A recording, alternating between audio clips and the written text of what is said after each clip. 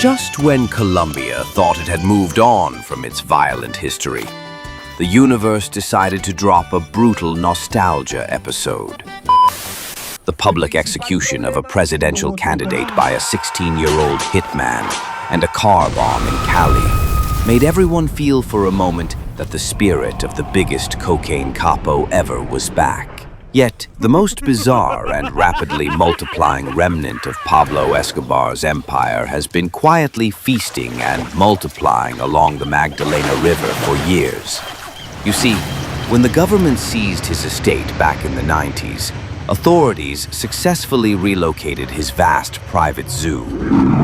Lions, elephants, giraffes, zebras, even the ostriches were all moved out, all but 4 hippopotamuses that presented a huge logistical nightmare.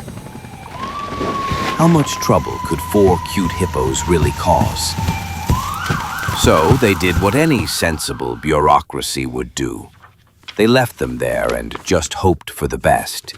Turns out the best was Hippo Heaven, Colombia with unlimited access to fruit and greenery, constant water and no droughts, is like a 5-star all-inclusive resort for a species used to the harsh realities of Africa. Come on now, Manuel, eat all your food. But I'm full, Mom. Think of your poor cousin Motombo starving in Africa. The result?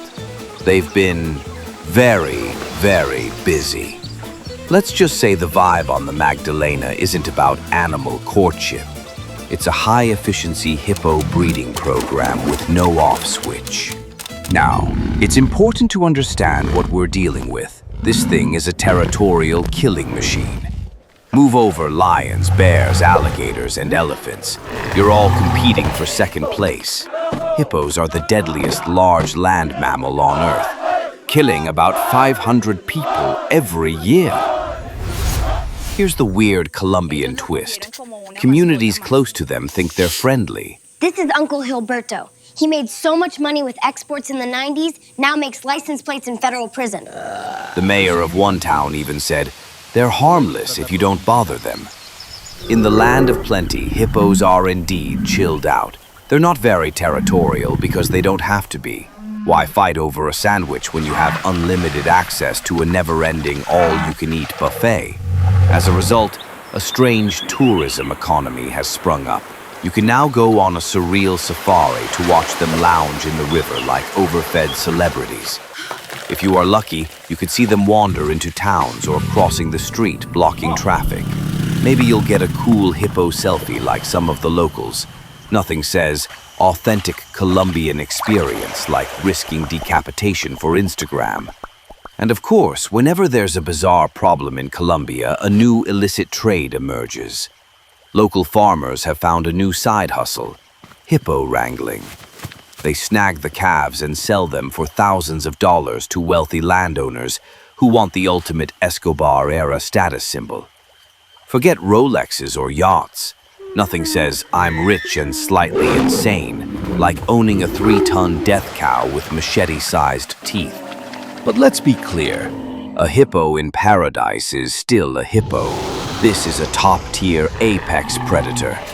Just ask Marius Els, a South African farmer who raised a baby hippo like a house pet. He famously called it like a human. The hippo, unfortunately, did not return the sentiment and killed him. These aren't pets.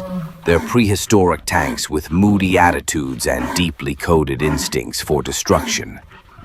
Colombia went from just 4 wild hippos to over 180 in 40 years.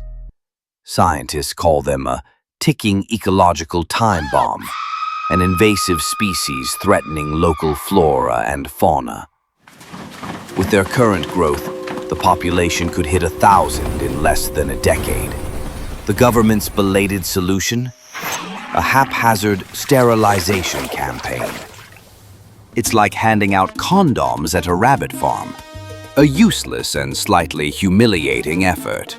And yet, most Colombians are content to just watch, wait, and hope for the best. Exactly like they did 40 years ago.